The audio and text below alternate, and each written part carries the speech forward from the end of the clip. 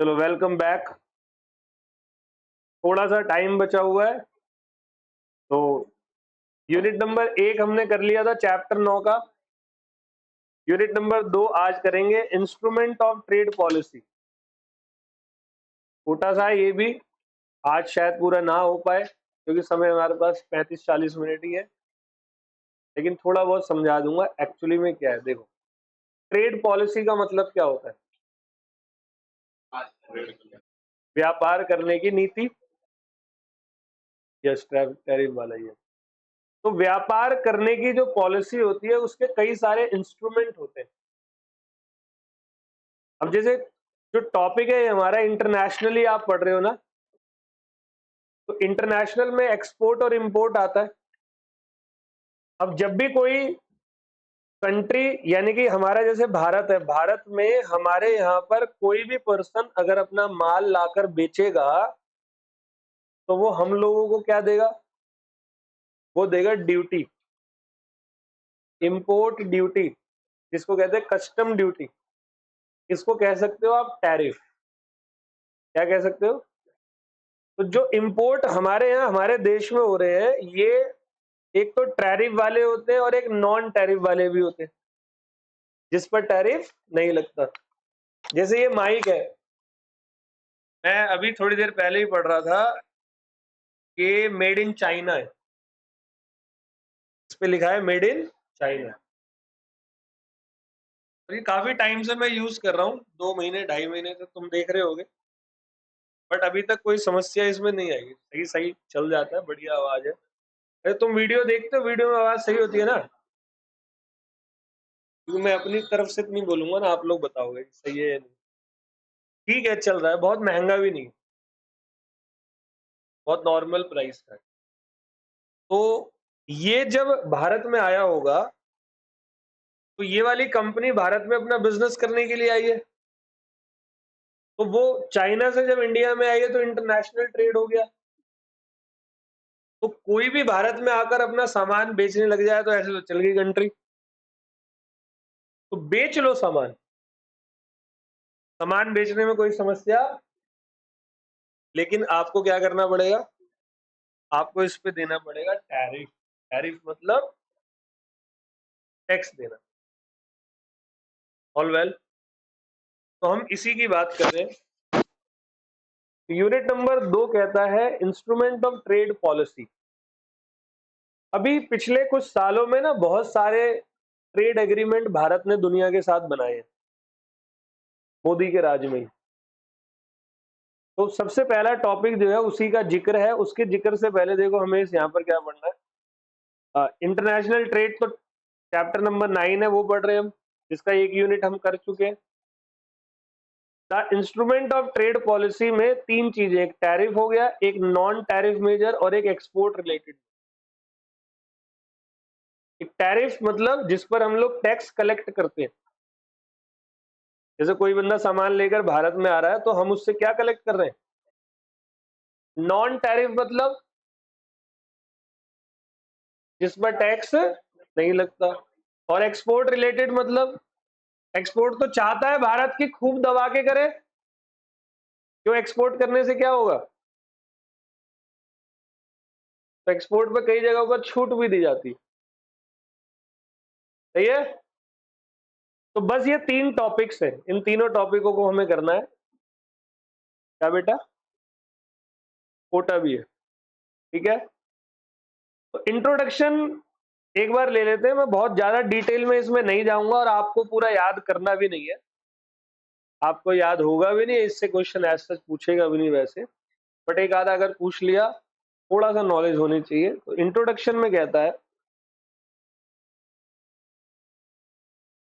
Before we go into the subject matter of this unit, we shall take a quick look at a few recent development in India's international trade strategy। क्या development हुई है India की international trade strategy में recent में? अभी सबसे पहले India ने एफटीए साइन किया है, quickly transforming the country into one of the most FTA engage country in the world. FTA मतलब क्या होता है? फ्री ट्रेड एग्रीमेंट,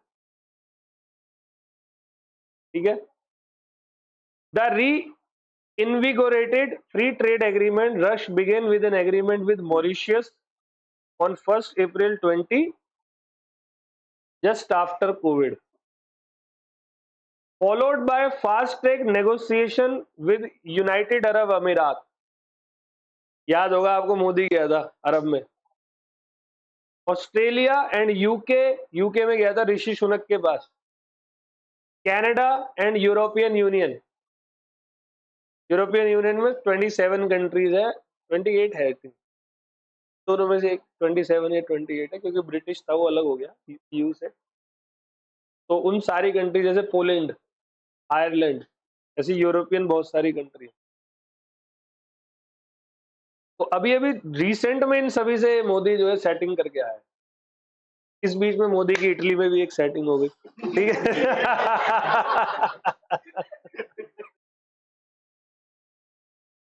अच्छी लगती है भाभी जी। ऑन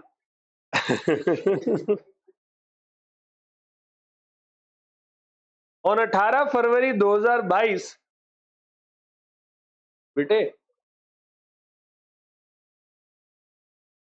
ऑन 18 फरवरी 2022 एक कंप्रहेंसिव इकोनॉमिक पार्टनरशिप एग्रीमेंट बना था यूएई के साथ, was concluded within 90 days of commencement of negotiation, और 1 मई 2022 से लागू भी कर दिया इन्होंने। और ऐसे ही ऑस्ट्रेलिया के साथ उन्होंने 2 अप्रैल को कंक्लूड किया। तो ये सारी डेट्स हैं, ये आपको डेट्स वगैरह याद करनी है। अब मैं ये वाला पॉइंट पढ़ रहा हूं यहां से, ये थोड़ा सा अच्छा है, ध्यान से सुनना। As we know, under free trade, buyers and sellers from separate economies voluntary trade with minimum of state interference. Free trade agreement क्या होता है? मतलब दोनों देश की गवर्नमेंट ने एफटीए पे मोहर लगा दी, का मतलब यह है कि मेरे देश और उसके देश के व्यापारी आपस में बिना गवर्नमेंट के इंटरफेरेंस के आपस में एग्रीमेंट बिजनेस। बताओ अच्छी बात है या नहीं? भाई मेरे को मान लो इंपोर्ट करना है या एक्सपोर्ट करना है, तो मेरे को बीच में गवर्नमेंट के इतने सारे रेगुलेशंस लग जाएं तो शायद मैं एक्सपोर्ट और इंपोर्ट करने से कतराऊं। लेकिन मान लो बहुत इजी है, जैसे कई कंट्री में वीजा ऑन अराइवल है, तो हमारा भारतीय क्या करता है? टक टिकट मारता है, पहुंच जाता है। कई कंट्री में वीजा जो है पहले लेके जाना होता है, जैसे यूएस का वीजा तो लेना ही है, आपस में पहाड़ है। जापान, दुनिया का सबसे स्ट्रॉन्ग वीजा है जापान का, पता है? पासपोर्ट। ओके, तो the free interplay of market forces of supply and demand decides prices. तो प्राइस कौन डिसाइड करेगा? Market forces of demand and supply. Protectionism, on the other hand, is a state policy aimed to protect domestic producer against foreign competition through the use of tariff, quota and non-tariff trade policy. देखो, free trade का मतलब ये नहीं है कि जाओ करो business. सरकार ने डोमेस्टिक प्रोड्यूसर्स को एक तरीके से प्रोटेक्ट करने के लिए टैरिफ, कोटा वगैरह लगा रहे। टैरिफ समझ रहे हो? ड्यूटी। भाई करो आप इंपोर्ट, ड्यूटी दे दो। करो आप इंपोर्ट, लेकिन इतना ही कर सकते हो, इसको आप कहते हो कोटा। कुछ समझ में आ रही है बात? इससे क्या है, डोमेस्टिक प्रोड्यूसर्स जो होता है वो प्रोटेक्ट रहता है। अब मान लो 100% सारे बाहर के ही आ जाए हमारे यहाँ, चाइना का 100% यहाँ ले आए, तो हमारे इंडिया के डोमेस्टिक प्रोड्यूसर्स का क्या होगा? वो तो खत्म हो जाएंगे। इसी वजह से मैं आपको एक दिखाऊंगा, सीवीडी, काउंटर वेलिंग ड्यूटी, इसका टैरिफ का सबसे लास्ट पॉइंट होगा। सीवीडी स्पेशल अलग रेट से लगाते हैं। चाइना से जब माल इंपोर्ट होता है तो बाकी दूसरे देशों के मुकाबले चाइना पे ज्यादा टैरिफ लगाते हैं, साला फिर भी सस्ता देता है। ये तो अगर चाइना ने बिना टैरिफ लगाए बेचने लग जाए ना, तो हमारा डोमेस्टिक इंडस्ट्री जीरो हो जाए। समझ गए?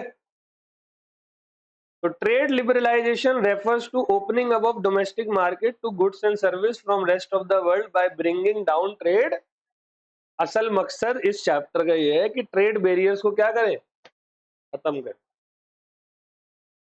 सही है जी, डन। चलो ये वाला भी पढ़ लेते। In unit 1 we have seen that there are clear efficiency benefits from trade in terms of economic growth। भाई ट्रेड करोगे तो इकोनॉमिक ग्रोथ होगा ही होगा या नहीं होगा, खुद ही सोचो। आजकल हो रहा नहीं है, पूरी दुनिया एक दूसरे से व्यापार करने में लगी हुई है, बहुत अच्छा है। जॉब क्रिएशन होती है नहीं होती, वेलफेयर बढ़ता है नहीं बढ़ता। The persuasive academic argument for open trade presuppose that fair competition without distortion is maintained between domestic and foreign producer। तो सरकार की यही कोशिश रहती है कि भाई कंपटीशन फेयर बना रहे, डोमेस्टिक प्रोड्यूसर अपना सही चलता रहे और फॉरेन कॉम्पिटिटर भी अपना सही काम करता रहे। नहीं, मकसद क्या है? मकसद है वेलफेयर बढ़ाने का। ट्रेड से वेलफेयर नहीं बढ़ रहा। जो चीज मेरे को 3000 की मिलनी है वो फॉरेन ट्रेड की वजह से 900 रुपए की मिल रही है, तो वेलफेयर नहीं है या नहीं है बताओ। अगर सिर्फ डोमेस्टिक प्रोड्यूसर्स का ही बोलबाला कर दो ना, तो ये भी तो फायदा उठा लेंगे। अब जियो नहीं उठा रहा फायदा, ये सालों की शादी खत्म नहीं होने का नाम ले रही। मैं इरिटेट हो चुका हूँ फेसबुक देख देख। अनंत अंबानी रटा दिया इन लोगों ने। अब ये शादी का सारा खर्चा आप लोगों से ले रहे, 100 150 रुपए 200 रुपए बढ़ा दिए इन्होंने। आपको पता है पर क्वार्टर 7,500 करोड़ का रेवेन्यू है जियो का, टैरिफ बढ़ाने से जो इन्होंने प्राइस बढ़ाए हैं। 6,000 करोड़ का खर्चा हुआ है शादी में, समझ रहे हो? सब आप ही से ले रहे हैं लूट लूट के। तो ये फायदा क्यों उठाया? क्योंकि मार्केट में और कोई, यही मार्केट में कोई होता तो। इसीलिए लोगों को, मेरे को, मैं खुद सोच रहा हूँ बीएसएनएल में जाने की। सर एक बार मैं कह रहा हूँ, एक बार ये चल जाए ना पूरा, जैसे जियो के 45 करोड़ आई थिंक यूजर्स है, एक बार एक मुहिम चल जाए कि बीएसएनएल में, सबको बीएसएनएल में वो करना है, भाई साहब ये जियो वाला फ्री में दोबारा आ जाएगा। लेकिन क्या करा इसने, क्योंकि मार्केट में कोई है ही नहीं। वोडाफोन आइडिया, वो इसका बच्चा है छोटा सा। एक एयरटेल है। अब एयरटेल यहाँ पर फायदा उठा सकता था, लेकिन एयरटेल बहुत साल से वेट कर रहा था प्राइस बढ़ने का। एयरटेल ने भी मौके पे चौका मार दिया। और क्या, समझ गए? चलो अब देखो आगे कह रहा है, how ever it is fact that fair competition does not always exist and unobstructed international trade also bring in severe dislocation in many domestic firm and industry on account of difficult adjustment problem. Therefore individual and organization continue to pressurize policy maker and regulatory authority to restrict import or to artificially boost up the size of। हालांकि ये problems खत्म नहीं होती, इसीलिए बार बार regulated authority को बोला जाता है कि इंपोर्ट पे आप रेस्ट्रिक्शन लगाओ और हमारे एक्सपोर्ट पे क्या करो, बूस्ट करो। तो रेस्ट्रिक्शंस क्या होती है? टैरिफ्स क्या है? रेस्ट्रिक्शन है। अब टैरिफ्स इतने सारे लगे हैं, तो मान लो कि कोई विदेश से हमारे यहाँ सामान भेज रहा है और टैक्स वैक्स लगा के वो महंगा है, तो हमारा इंडियन किसको खरीदेगा? डोमेस्टिक को। डोमेस्टिक का फायदा हो गया। जैसे गाड़ियों को तो बहुत, हाँ जी, फॉर्च्यूनर जो बनती है ना, कंपनी को मात्र 50,000 का फायदा होता है इंडिया में। लग्जरीज पे भयानक टैक्स है। आप कोई भी लग्जरी खरीदो भयानक टैक्स है, और होना चाहिए। देश कैसे चलेगा? हर जगह छूट दे देंगे तो। होना चाहिए, खूब होना चाहिए। लग्जरी में मत खरीदो। कौन कह रहा है तुम्हें खरीदने को? कोई गवर्नमेंट कह रही है? हाँ, इन्होंने दाल चावल आटा इन सब पे छोड़ा हुआ है। चलो जी। अब स्टार्ट कर रहा हूं मैं टैरिफ से, ठीक है। तो मेरे बच्चों प्रयास करेंगे थोड़ा बहुत टैरिफ 2 4 5 पॉइंट आज हो जाए। Tariffs also known as custom duties. Tariff को क्या नाम दिया गया है? आर बेसिकली टैक्सेस और ड्यूटीज इम्पोज और goods and which are imported, और कुछ एक्सपोर्ट पे भी टैरिफ लगता है। जैसे सिन प्रोडक्ट आप भेजो बाहर, सिन प्रोडक्ट मतलब, सिन मतलब पाप, जैसे टबैको, तो उस पे क्या लेते हैं? उस पे भी टैरिफ लेते हैं। बट जनरली एक्सपोर्ट पे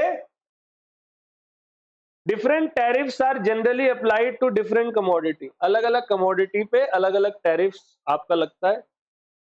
It is defined as the financial charge in the form of tax imposed as the border on goods going from one custom territory to another. जल, थल और वायु। जल मतलब पानी, तो पोर्ट पर लगता है कस्टम ड्यूटी। और थल मतलब जमीन, जैसे नेपाल, भूटान, इधर इधर करके चाइना बॉर्डर है ना, पाकिस्तान, तो यहाँ क्या लगता है? थल वाला। और वायु मतलब एयरपोर्ट पे, जब आप फॉरेन कंट्री से आते हो, इंटरनेशनल फ्लाइट से आते हो, तो आपको 2 गेट मिलते हैं, ग्रीन गेट, एक रेड गेट। रेड गेट मतलब आप वहां से कुछ इंपोर्ट करके आए हो, सामान लेकर आए हो, तो आपको रेड गेट से जाना होता है। और कुछ नहीं लाए तो ग्रीन से निकल जाओ। और आप ये मत बोलना सर कोई लाया हो तो वही ग्रीन से निकल गए, तो उसके लिए उन्होंने बहुत इंतजाम करे हुए, ठीक है। They are most visible and universally used trade measures that determine market access for goods. Instead of a single tariff rate, country have a tariff schedule with which specific the tariff collected on every particular goods, and सबके अलग अलग tariff है। ये नहीं कि एक particular 10% बोल के चलो भाई जाओ। 1 करोड़ का कोई गुड्स आ रहा है लग्जरियस तो भी 10%, 2 रुपए का आ रहा है तो भी 10%, ना ना ना, सबके अलग अलग टैरिफ है। Import duty being pervasive than export duty, मतलब एक्सपोर्ट पे एक बार को नहीं लगता, लेकिन इंपोर्ट पे कंटिन्यूअसली लगता है। लिया भाई लिया, तू पानी लिया, तू ना वो मयूर जग लेके रहा कर अपने पास, ठीक है। अगला, tariff are aimed as altering the relative price of the goods and service imported, मतलब जितने का है उससे चेंज हो जाता है प्राइस। 100 रुपए का बाहर से पड़ रहा है, टैरिफ लगा के वही चीज और क्या हो जाती है? महंगी। So as to contract the domestic demand and thus regulate the volume of their import, tariff leaves the whole market price of the goods unaffected while raising their price in the domestic market. The main goal of tariff are to raise revenue for the government and more importantly protect the domestic import competing। एक दो फायदे हैं tariff लगाने के, एक तो government का revenue आता है, दूसरा डोमेस्टिक प्रोड्यूसर्स क्या रहते हैं? प्रोटेक्ट रहते हैं। क्योंकि टैरिफ लगाएंगे तो फॉरेनर्स का प्राइस क्या हो जाएगा? बढ़ जाएगा, डोमेस्टिक का अपना मेंटेन रहेगा, तो लोग किसके पास जाएंगे फिर? डोमेस्टिक के पास जाएंगे। आ रहा है समझ में? तो आगे ये कहता है फॉर्म ऑफ इंपोर्ट टैरिफ। तो सबसे पहला है मेरा special specific tariff. Specific tariff मतलब होता है फिक्स अमाउंट ऑफ मनी होता है पर फिजिकल यूनिट पर। जैसे एक साइकिल आ रही है, उसका फिक्स अमाउंट है, एक साइकिल पे इतना ड्यूटी, 5,000 लाए हो, मल्टीप्लाई कर दो 5,000, इसको क्या कहते हैं हम? तो specific tariff is the fix amount of money पर फिजिकल यूनिट या अकॉर्डिंग टू द वेट और मेजरमेंट ऑफ द कमोडिटी। कभी कभी यूनिट नहीं गिन सकते तो वजन वाला, वजन के अनुसार। जैसे कपड़ा आता है, कपड़ा वजन के अनुसार ट्रैफिक टैरिफ लेते हैं। विदेशों से कपड़ा आता है ना, कितने टन आया उसके हिसाब से टैरिफ लिया जाएगा। All well,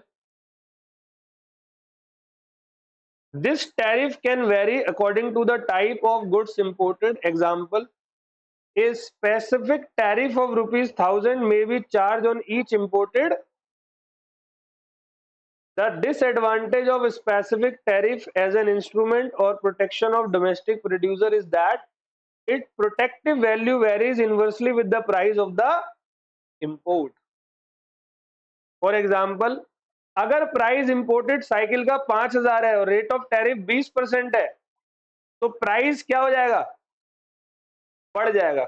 Then if due to inflation the price of bicycle rises ₹10,000, तो specific tariff is still only 10% of the value of import. Since the calculation of this duty does not involve the value of merchandise, custom valuation is not applicable in this case. कोई बताएगा क्या लिखा हुआ है? कोई बताएगा?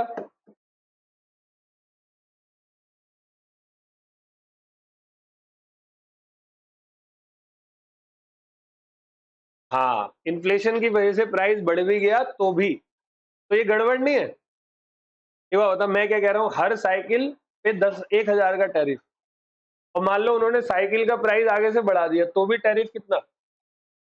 1,000. ये गड़बड़ है. ऑल वेल, ये डिसएडवांटेज है स्पेसिफिक टैरिफ का is as an instrument for protection of domestic producer is that its protective value varies inversely with the price of the. Price बढ़ा तो टैरिफ और कम होता जाएगा, जितना प्राइस वो बढ़ाएंगे टैरिफ, क्योंकि उनका फिक्स परसेंटेज है. ऑल वेल, बताओ जी, खुद ही सोचो ना, पर यूनिट का ले रहे हो, कह रहे एक साइकिल पे 1,000, तो पहले वो 5,000 की साइकिल बेचते थे, अब उन्होंने क्या करा, दिमाग लगाया, उन्होंने अच्छा 1,000 ले रहे हो, साइकिल ही 7,000 की कर दी, तो भी कितना टैरिफ? तो ये डिसएडवांटेज. ठीक है.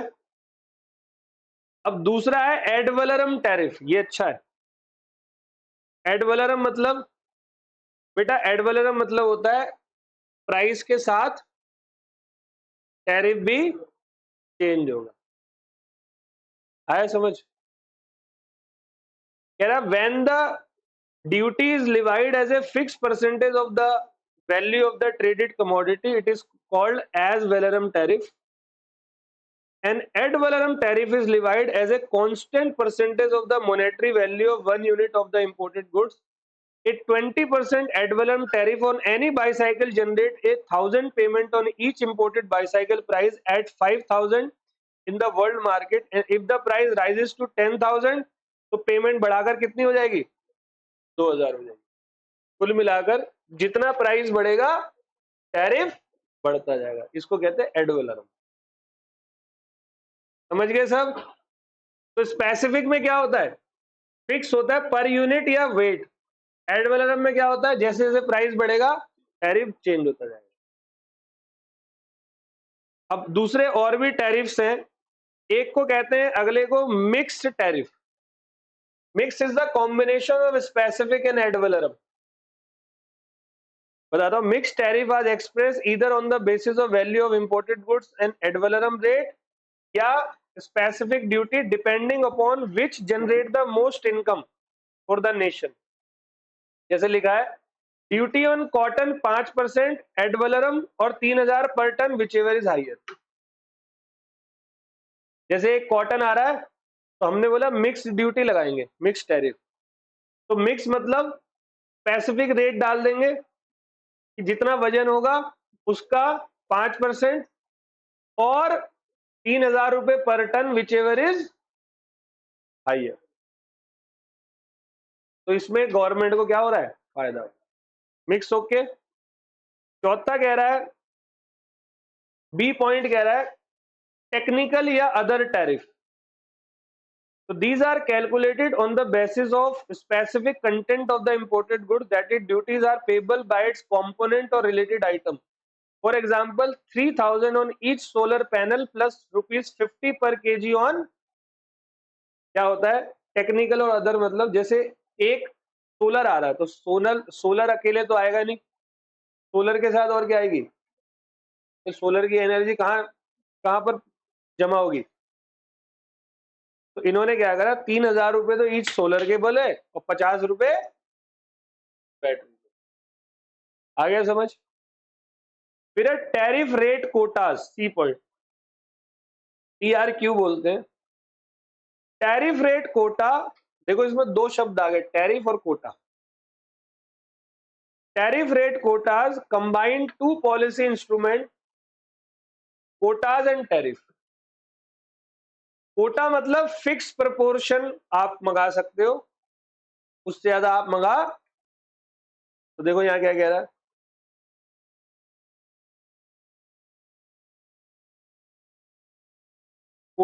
import entering under the specified quota portion are usually subject to a lower tariff rate. Import above the quantitative threshold of the quota face a much higher, मतलब एक कोटा तक आप मंगा रहे हो तो शायद आपको टैरिफ ना देना पड़े या कम देना पड़े, लेकिन जैसे ही कोटा से आप ऊपर चले गए आपका टैरिफ का रेट स्लैब होता है,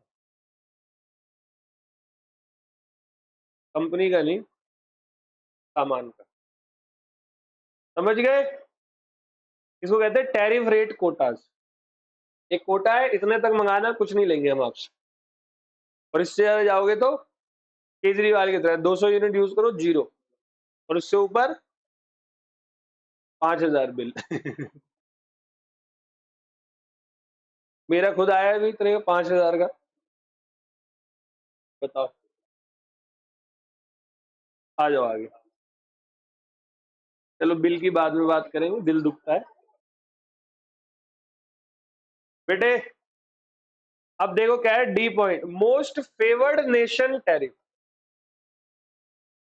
अब बताओ, मेरे कुछ फेवर्ड नेशन होंगे, जैसे रशिया हमारा बहुत अच्छा दोस्त है, तो टैरिफ उनसे ज्यादा ले कम?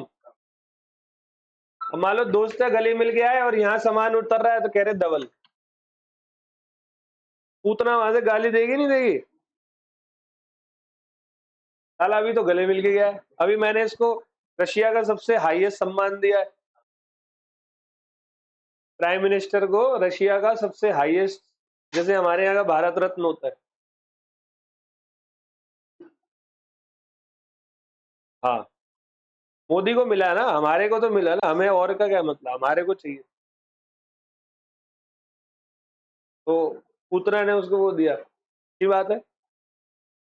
तो most favour nation tariff, tariff कह रहा है MFN tariff refer to import tariff which country promise to impose on import from other member of the WTO unless the country is part of preferential trade agreement.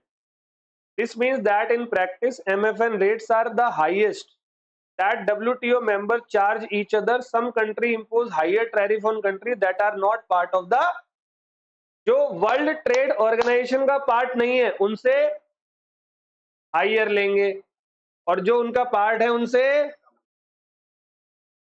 आ गया समझ?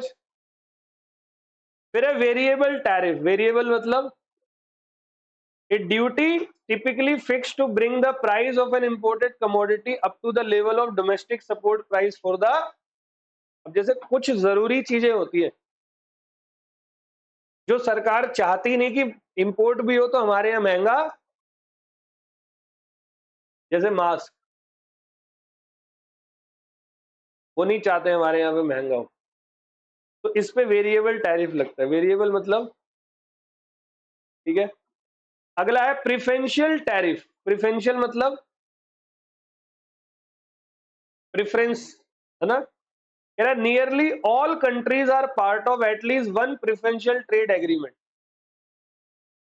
जैसे हमारे कुछ बहुत अच्छे प्रिफरेंशियल कंट्रीज नहीं होती, जैसे अभी मोदी मॉरिशस और यूनाइटेड अमीरात ऑस्ट्रेलिया वगैरह से करके आया डील, तो हमारे प्रिफरेंशियल कंट्रीज हो गई, तो उनका लिए अलग से टैरिफ होगा। तो nearly all countries are part of at least one preferential trade agreement under which they promise to give another country's product lower tariff than their MFN rate. जो मोस्ट फेवर नेशन रेट है उससे कम में हम आपको tariff लगाएंगे। These agreement are reciprocal. अच्छा, ऐसा नहीं है कि हम कम ले रहे हैं, वो भी हमसे, हम उसकी कंट्री में भेजे तो वो भी हमसे क्या लेगा, कम लेगा।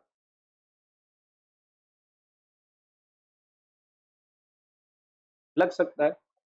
A lower tariff is charged from goods imported from a country which is given preferential treatment. जैसे example are preferential duties in the EU region under which a goods coming from one EU country to another is charged zero tariff. European union आपस में कोई भी सामान लेते देते हैं ना, वो मोस्ट जो है वो प्रेफरेंशियल है, तो वो आपस में कोई भी टैरिफ, आपको पता है उनकी कंट्री में किसी भी कंट्री का नोट आपस में चला लेते हैं। Another example is north American free trade agreement among Canada, Mexico and US. North American, Canada, Mexico वगैरह में फ्री ट्रेड करते हैं, वो आपस में ही है बॉर्डर पे, where the preferential tariff rate is zero on essentially all products. Countries, especially affluent ones, also grant unilateral preference treatment to select list of products from specified developing countries. कुछ specified developing countries पे भी preferential लगता है। जैसे कोई country है वो developing है, तो वो कंट्री के लिए भी थोड़ा प्रेफरेंशियल टैरिफ लगा देते हैं, मतलब कम टैरिफ।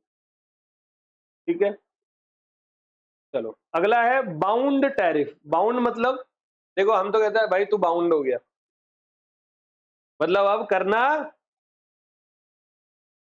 तो ये कहता है under this a WTO member bind itself with a legal commitment not to raise tariff rate above a certain level.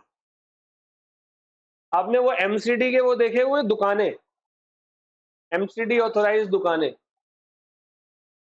Delhi में होता नहीं, MCD, NDMC, इन सब की दुकानें होती है जो ये लोग देते हैं लोगों को लाइसेंस पे। देखा करो, रोड साइड होती है छोटी सी खोखा टाइप, उनसे वो चाह के भी रेंट ज्यादा नहीं ले सकते। उनका रेंट पता है कितना होता है? 200 रुपये, 150 रुपये महीना। कनॉट प्लेस की दुकानों का साल का रेंट आई थिंक 1200-1100 रुपए, उनकी पर डे की सेल 1-1 लाख रुपए। तो वो चाह के भी बड़ा,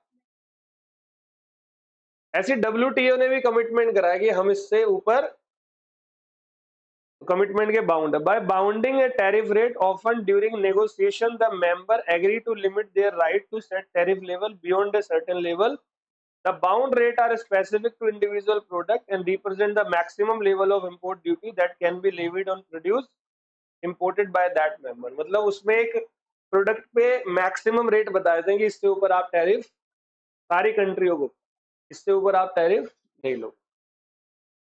A member is always free to impose a tariff that is lower the bound level. आप बाउंड लेवल से नीचे कितने भी परसेंटेज रख लो, उससे ऊपर नहीं जाओगे। All well. अगला है अप्लाइड टैरिफ। अप्लाइड क्या कहता है? An applied tariff is the duty that is actually charged on import on a most favored nation basis. ठीक है? A WTO member can have an applied tariff for a product that differ from the bound tariff for that product as long as that applied level is not higher than the, एक तो bound है, bound मतलब इससे ज्यादा tariff नहीं ले सकते, तो जरूरी है सारी कंट्रीज उतना ही लेगी, उससे कम भी तो ले सकती है। जो कम वाला ले रहे हैं वो अप्लाइड टैरिफ में आ गए। All well. फिर कहता है एस्केलेटेड टैरिफ। एस्केलेटेड मतलब एस्केलेटर कहां जाता है और बहुत तेज जाता है कि चढ़ती बिल्कुल पहुंच गए। ये टाइड का ऐड थोड़ी है, चौक गए क्या? है ना? तो escalated staff tariff structure refers to the system जहां nominal tariff rates on import of manufacture goods are higher than the nominal tariff rates on intermediate imports and raw material. देखो, रॉ मटेरियल से ही कहां जाओगे आप? Production पे। Main चीज कहां से बनती है? कह रहा है escalated tariff structure refers to the system wherein the nominal tariff rates on import of manufactured goods are higher than the nominal tariff rate on intermediate input or raw material। मतलब आप रॉ मटेरियल मंगा लो सस्ता है, लेकिन main goods मंगाओगे तो, समझ गए? That is the tariff on a product increases as that product moves through the value added chain, मतलब जितना वैल्यू एड होता जाएगा उसका टैरिफ रेट बढ़ता जाएगा। एस्केलेटर बोल रहे, थोड़ा थोड़ा थोड़ा थोड़ा ऊपर, समझ गए? For example 4% tariff on iron ore और iron ingots and 12% on steel pipes. अच्छा, स्टील पाइप्स बनते किससे? तो आयरन पे 4% है, पाइप मंगाओ तो 12% बना बनाया। तो आयरन पे क्यों कम है? अब यहां मंगाओगे तो एम्प्लॉयमेंट नहीं बढ़ेगा। अब यहाँ पर हम आयरन मंगाएंगे तो फिर उस आयरन को स्टील में कन्वर्ट कैसे करेंगे? लोगों से करेंगे ना, तो लोगों पे क्या जाएगी? नौकरी जाएगी। आ गया अगला, प्रोहिबिटेड टैरिफ। प्रोहिबिटेड मतलब यहां आ मत जाना, निकल इस देश में दिखाई मत दीजिए। जैसे रशिया यूक्रेन, अब यहाँ बमबाजी हो रही है, ऊपर से यूक्रेन जो है वहां से कुछ समुद्र के रास्ते भेज रहा है ना, एलियन इनेमी हो गया। फिर है इंपोर्ट सब्सिडी। सब्सिडी मतलब कुछ छूट मिल जाती है। तो import subsidies also exist in some country and import subsidies is simply a payment per unit or as a percent of value for the importation of goods, that is a negative import tariff, मतलब छूट। 12% rate है आपके लिए 4, 12 दो 8 ले जाओ हमसे। फिर tariff as response to trade distortion. इसका मतलब क्या होता है? ट्रेड डिस्टॉर्शन कर रहे हो मतलब कुछ गड़बड़ कर रहे हो। कह रहा है sometime countries engage in unfair foreign trade practice, yes और no, which are trade distorting in nature and adverse to the interest of the domestic firm। हमारे यहाँ के डोमेस्टिक फर्म के लिए बड़ा वो गड़बड़ है। The affected imported country upon confirmation of the distortion respond quickly by measure in the form of tariff response to offset the distortion। तो इससे क्या हो जाएगा? प्राइस मैकेनिज्म ट्रिगर हो जाएगा और लोग फिर आना बंद कर देंगे। समझ गए? मतलब ऐसा प्रोडक्ट हमारे यहाँ ला रहे हैं जिससे हमारे डोमेस्टिक वालों को बड़ी दिक्कत आ जाएगी। जैसे on the eve of independence हमारा हैंडीक्राफ्ट खत्म करके वहां जाके वो बना के हमें ही हैंडीक्राफ्ट देते थे। तो अगर आज की गवर्नमेंट होती तो उस पे क्या लगा देती? आ गया समझ? फिर है anti dumping duties. Simple, domestic market को प्रोटेक्ट करने के लिए चाइना पे लगती है कौन सी? Anti dumping duty. Anti dumping मतलब क्या होता है? ताकि डोमेस्टिक टैरिफ बढ़ा रहे हैं ताकि हमारा डोमेस्टिक व्यापार बना रहे। नहीं रोकेंगे ना तो फिर वो हमारे डोमेस्टिक को खत्म कर देंगे। जैसे चाइना, चाइना में बताओ 3,000 रुपए में भी फोन बेच सकता है हमारे देश में, 3,000 में मात्र, इससे ज्यादा नहीं बोल रहा। तो ये जो हमारे लोकल देश के लोग हैं वो कहाँ जाएंगे? तो उस पे कौन सी ड्यूटी लगती है? An anti dumping duty is a protectionist tariff that A domestic government impose on foreign import that it believe are priced below fair market value। Dumping occur when manufacturers sell goods in foreign country below the sale price in their domestic price or below their average full cost of the product, जिससे हमारा सारा price dump हो जाएगा। तो उस dump को रोकने के लिए एंटी डंपिंग ड्यूटी लगाते हैं। और मैं बता रहा हूँ दोबारा से, सबसे ज्यादा चाइना पे लगता है, चाइनीज प्रोडक्ट पे लगता है, क्योंकि बाकी कोई और कंट्री नहीं है जो हमें परेशान कर सके। देखो लिखा है चाइना, यूरोपियन नेशन, ठीक है। अगली है लास्ट ड्यूटी जिसको कहते हैं काउंटर वेलिंग ड्यूटी। ये भी एंटी डंपिंग की तरह ही होती है। कह रहा countervailing duty are tariff that aim to offset the artificially low price charge by exporter who enjoy export subsidy and tax concession offered by the government in their home. उसकी home country में export करोगे तो उनको subsidy मिल रही है, वो हमारे यहाँ सारा माल बेच रहा है, उसको फायदा पहुंच गया। मैंने कहा तेरी ऐसी की तैसी, मैंने उसके ऊपर क्या लगा दी? यहां काउंटर वेलिंग लगा दी। जो चाइना चाइना की गवर्नमेंट क्या करती है, करो एक्सपोर्ट, फ्री सब्सिडी, तो तभी तो सस्ता बेचते हैं हमें। अब वो सस्ता बेच रहा है तो हमारे देश में आए तो हम उस पर क्या लगा देंगे, सीवीडी लगा देंगे। जैसे गोल्ड ज्वेलरी एशियन बाहर से लाते हैं हम, जैसे दुबई से आप ला रहे हो, दुबई से गोल्ड ला सकते हो, तो यहीं धरेंगे आपको, सीवीडी लगाएंगे, काउंटर वेलिंग। दिमाग चला रहे हो, आया कुछ समझ में। हालांकि अप टू 50,000 तक एग्जेम्प्ट होता है, महिलाओं के लिए ज्यादा है, ठीक है। महिलाएं थोड़ा ज्यादा पहनती है ना गोल्ड, ठीक है। चलो आज यहीं तक करें, तो मिलते हैं अगली क्लास में इफेक्ट ऑफ टैरिफ के साथ।